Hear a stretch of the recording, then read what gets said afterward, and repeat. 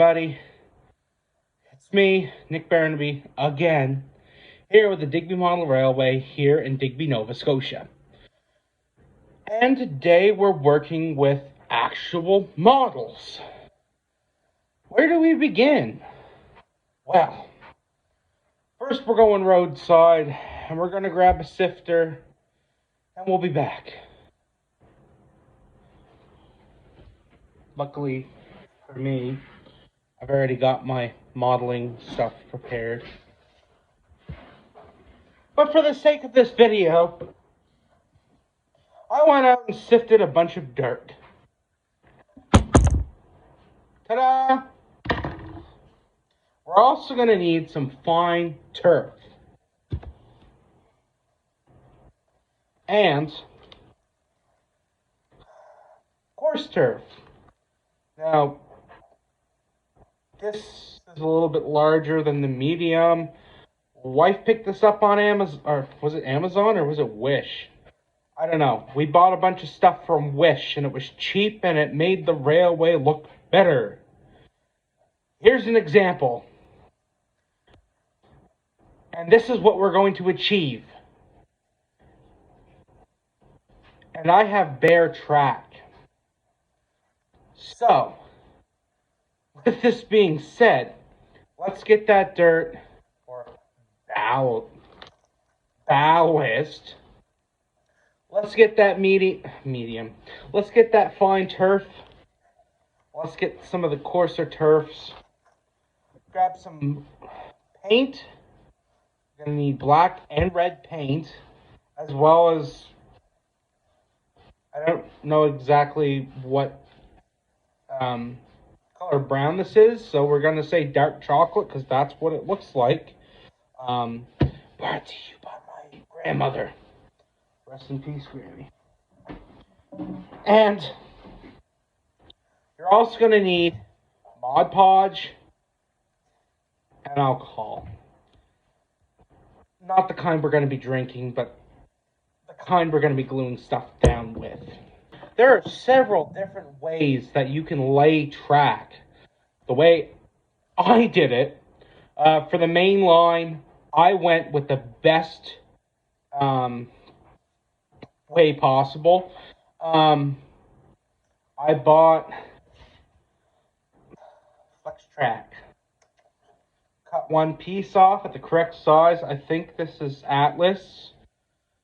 Code. I don't even think they got the code on here. I've got Atlas Flex Track. And that's what the main line's done up with. As well as the siding. And the siding we're going to devote to an extra siding. Sure, we'll go with that. Anywho, because the baseboard here is going to be part of the Thomas series, this baseboard is not really going to have a lot of traffic on it other than when we're doing up scenes, which is fine because now I get to show you guys how I build the railway. This is how I prefer to do it. With that being said, I do it other ways, but this is the preferred method. So, with that being said, let's go! So, the first thing we are going to do, I'm going to get this so I can see better, but you're going to blotch that red and black paint down onto your palette, keeping the dark chocolate close by, bearing in mind the track's been laid. I'm not going and spending another hour laying track just to film a video. I'm sorry, but we're not doing that. I'm going to bring my lantern a little bit closer to see what I'm doing. Speaking of ding, don't forget to subscribe and hit that bell icon, because we're about to get into the nitty-gritty of how I model railroad. So, let's start with getting that rust-colored paint down. We want some of this dark chocolate off to the side there. We're not going to use a lot of it, but, however, we are going to use it by itself. Beginning with the dark chocolate, we paint over the ties on the tracks, because there are no tracks unless it's by a coaling tower that are completely black. So with that being said, we're going to just paint over these. Make them look like, they actually exist. These things are actual ties that are on the railway, and they're doing what they're supposed to do. It also takes that brightness from the ties. It takes that shimmer off of them so they don't look like plastic when, you're running your models over it. Instead, you've got this dry brushed dark chocolate over top of them, which is taking the shimmer away, A.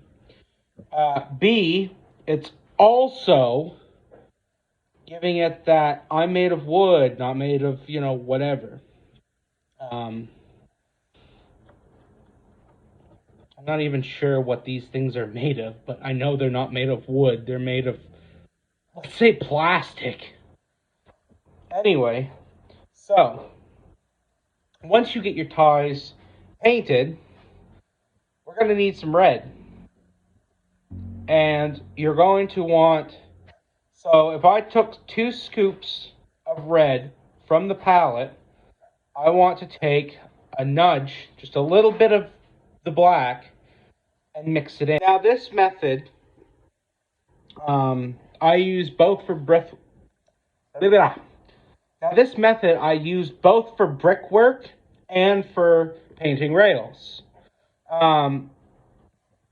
Just a little glob to that red paint, you get this darker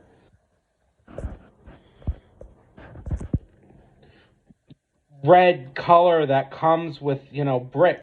And then you add another glob, and you suddenly have this perfect color to put down for rust. So that's just what we're going to do, is apply this sparingly over your tracks. You want to cover the tracks, but you don't want them completely covered just yet. Anyway, you want to apply enough of this that you're going to get it in the little crevice there between the head and the base of the rail. And depending on whether it's a main line or if it's a siding that you're going to use regularly, you're going to come back and clean the head of the rail off. Now, the siding that I'm using here, it's not really regularly used. So, it's okay to give the top that little extra oomph to show disuse.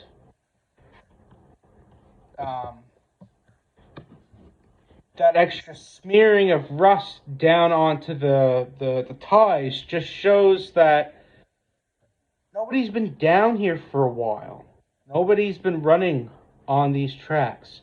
And bearing in mind, we're going to be back here a little bit later for some extra work to make the siding really show that it's not been used for a while. Keeping in mind later on, I probably will clean this up, but not right now.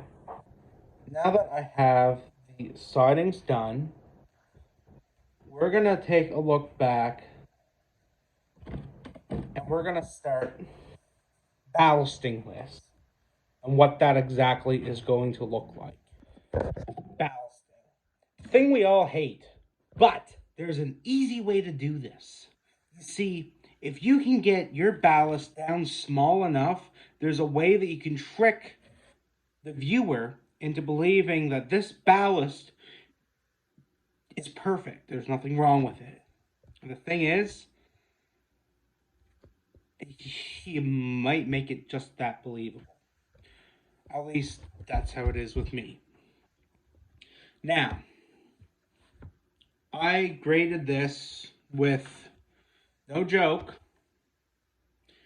a top of a orange bag. So them bags that you hold oranges with, as well as a spaghetti strainer or flour sifter, whatever this device is.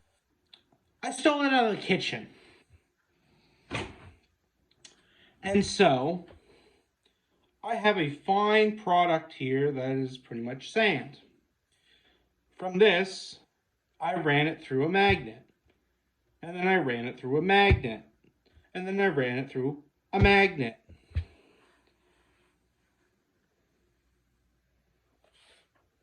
And now I have this fine material to work with.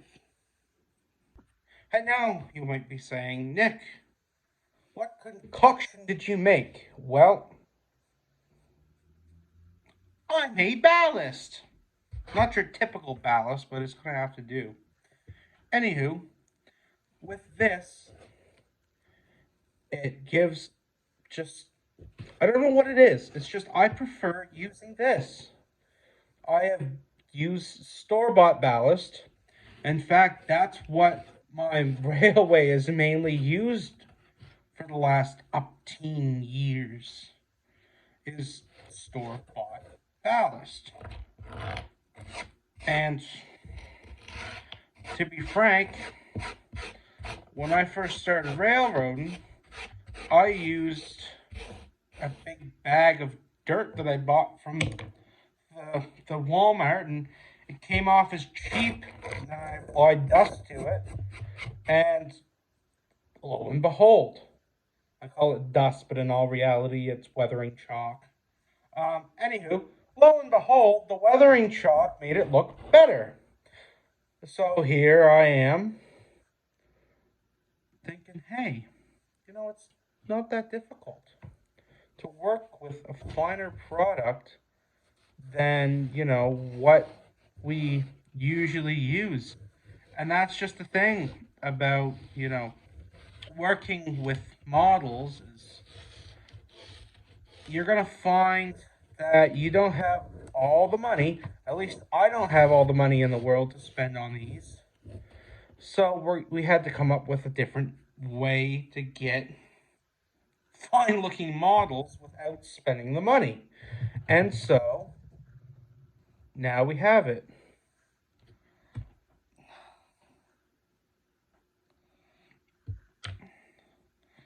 The issue is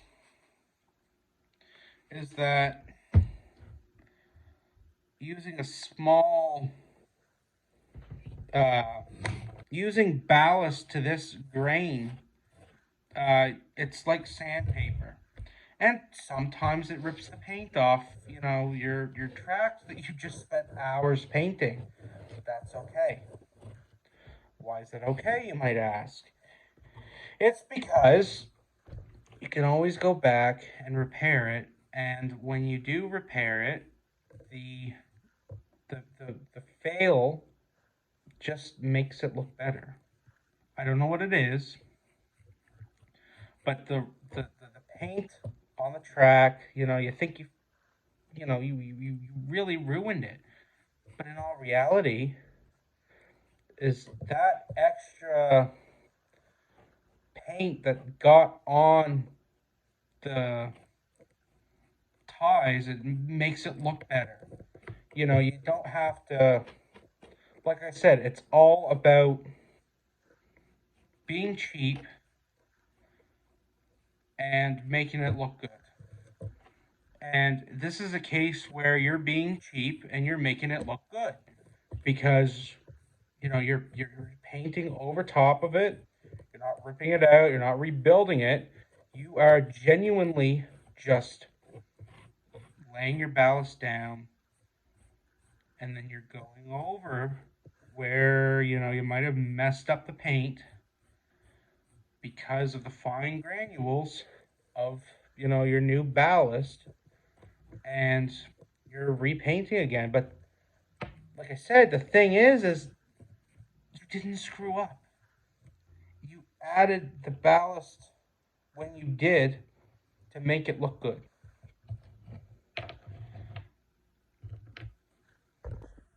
Last but not least, when you're doing this, make sure you've got a brush. This brush will save you so much time.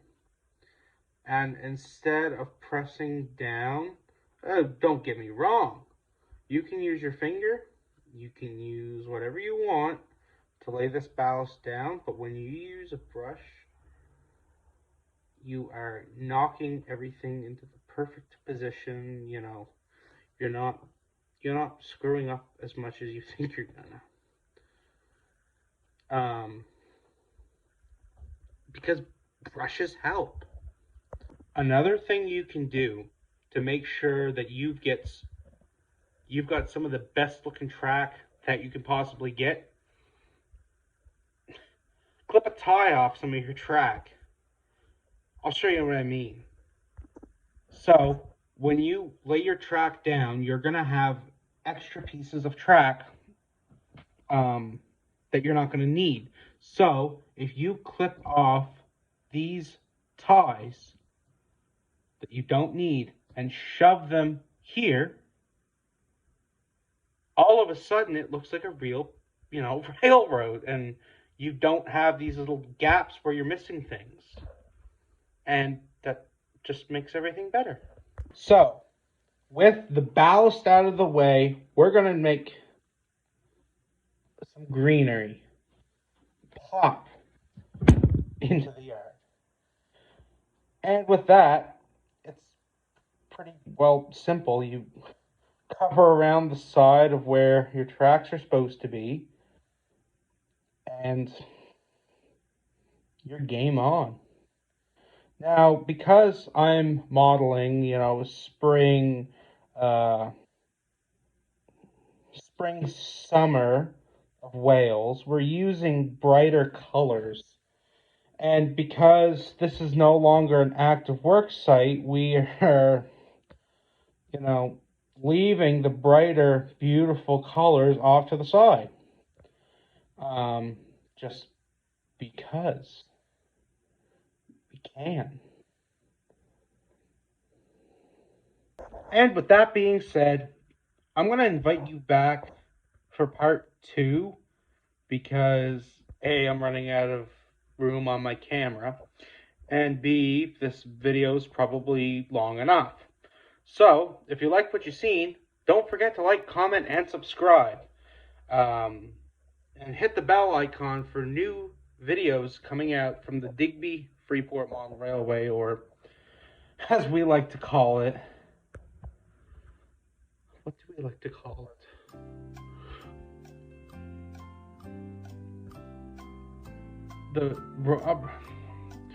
Or as we like to call it, the Robertson Cross and Milford Railroad. It's got a ring to it, don't it? Anyway, we'll see you on the next video, and hopefully you'll like the rest of my stuff. And if the next video isn't posted when you watch this, I do have some other videos there that you can watch.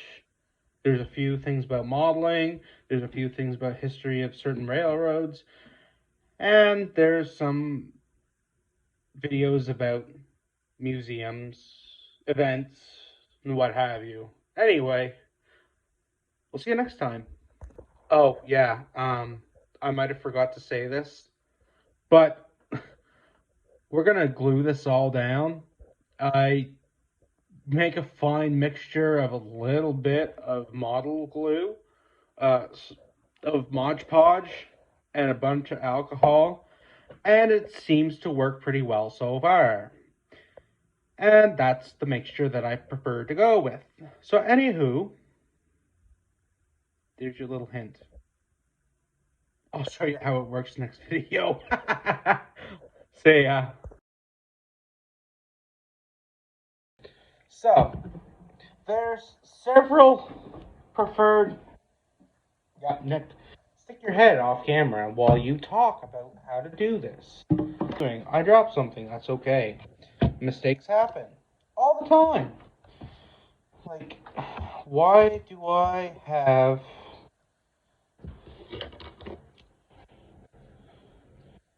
paintbrushes that I do not need? I don't know. We're going roadside, and we're gonna grab a sifter, and we'll be back. Luckily for me, I've already got my modeling stuff prepared. Now this method, I use both for breath. Now,